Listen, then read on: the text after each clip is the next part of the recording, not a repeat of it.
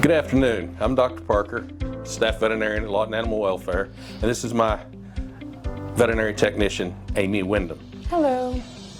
We've been made aware that April is Pet First Aid Awareness Month, and after practicing 30 plus years in Comanche and Stevens County, I thought we would go over 3 or 4 of the hottest topics this time of year that you might encounter when you're outdoors with your pet.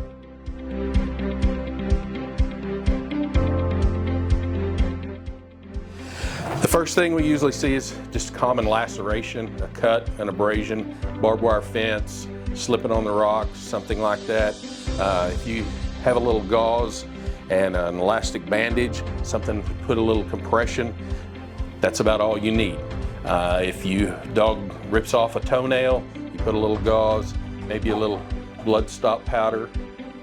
If you don't have the availability of that, cornstarch or flour works good to stop superficial wounds like that.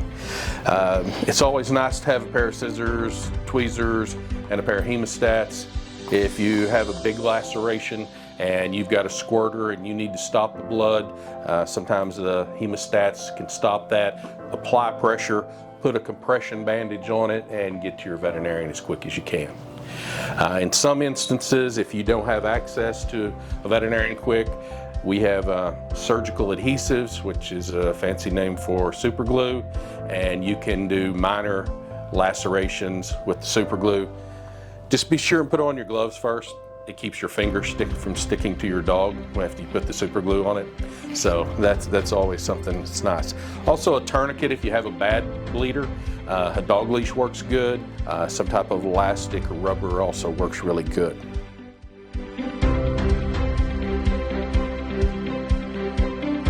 The other thing that we probably see in the summer times is heat stress or heat stroke, and Amy's going to talk about that.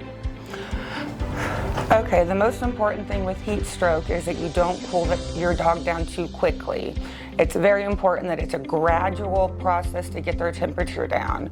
If you go from 105 degrees down to 98, you're going to have some serious internal damage that goes on. So basically what you want to do is start off with like a small towel. You can use a large towel. You want to get it in the sink with temperate water, so not ice cold water, not hot water. And then you're going to place this on like their belly or where there's no hair. Then you can also use rubbing alcohol. It could be 70%, it can be 90%, it doesn't matter, just over-the-counter isopropyl alcohol. And you can saturate all 4 pads of their feet and continue to take their temperature, and make sure as you're doing that you're calling your veterinarian to tell them you have a dog that overheated. My dog's temp is 105, 104.5, and that way they can be getting ready for your dog, because this is just a temporary fix to gradually lower their temperature until you get them to your vet. And you can buy just an over-the-counter thermometer that works for rectal. You always take dogs' temperatures rectally. The core temperature is the most important thing. If somebody calls me, they think they've got a dog that's heat stroking, I said, what's its temp? If it's over 103, 104, then we probably need to start getting it cooled down. You might could do that at home. If it's up around 105, 106, core temperature already, it's going to be hard for you to get enough external cooling. We probably need to see it. If it gets over 108 to 9, that's when the neuronal tissue of the brain starts to cook or denature. So we probably need to get them cooled down. So as Amy said, this on the pads of the feet. There's only 2 spots in a dog that has sweat glands. That's the tip of his nose and the pads of his feet. He can't sweat, he can't cool himself down. That's why Amy will wet these down and provide that sweat artificially so he'll cool off. Get him in the shade, get a breeze on him, get him wetted down if you're at home or out in the field, and then try to get them into a veterinarian clinic and they can monitor that. And like Amy said, you can get kidney shut down and things like that, that giving fluids and steroids at a vet clinic will prevent that from occurring.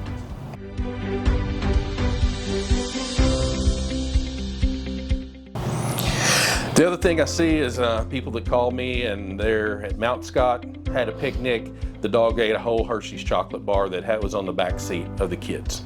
Chocolate's toxic to dogs, it's just one of the few things. So are raisins, so is a lot of the artificial sweeteners and chewing gum, xylitol. So if you have some hydrogen peroxide, You pour that down the dog's throat, you put it in a syringe, you give him a big drink, it'll start to foam, his stomach will expand, and he'll walk out there and completely empty his stomach on the ground.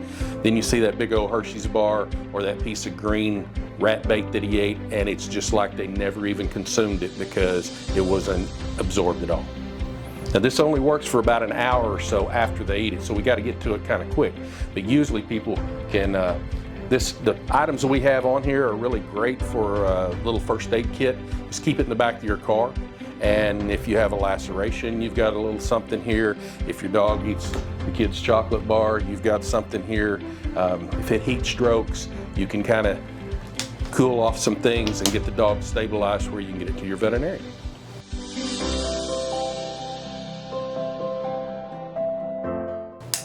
And lastly, we want to talk this time of year. I know my dogs, I live on a ranch, I've got big dogs, and they've already had some tick issues. And even if you use some of the best products around, you'll find a tick that gets on your dog. So Amy's going to talk about how to remove these ticks in a manner that you don't actually push the infective organisms into the dog, and also if you find them on you or your kids, you can take them off. Most of these tick transmitted diseases like Rocky Mountain spotted fever and Lyme's disease, the tick has to be in place for 24 to 48 hours before it can transmit the disease. So quick identification and removal is how you keep that from happening. So the places we tend to see ticks on dogs and cats is inside their ears, on or behind their ears, between their toes, folds of their arms and legs. But they can get a tick anywhere. So if you have hemostats in your first aid kit, you can always use the hemostats, and you will grip it at the base of where the body meets the head, and you'll kind of pull it out like in this kind of motion. Or they make these fancy little tick keys that just cost $1 or $2, and you would slide it this way and then continue to slide it. And when the tick's head gets stuck in here, it just brings the whole head out. You don't want to use your fingers and try to rip it off because you will leave the head inside, which will get infected. Bathing in Dawn dish soap will also help if you're worried there's some little tiny ones that you don't see that you're not be able to get off. But using topical or oral medication that works for ticks is going to be the best. But you might still get one that manages to latch on. Your veterinarian will have information as far as flea and tick preventatives, but we've got excellent products now that we didn't have when I started practicing that will kill the tick before it can transmit Lyme's disease or Rocky Mountain spotted fever to those animals. So if you coordinate with your veterinarian and get on a flea and tick preventative, you can keep your dog from getting sick from these even if the ticks get on them.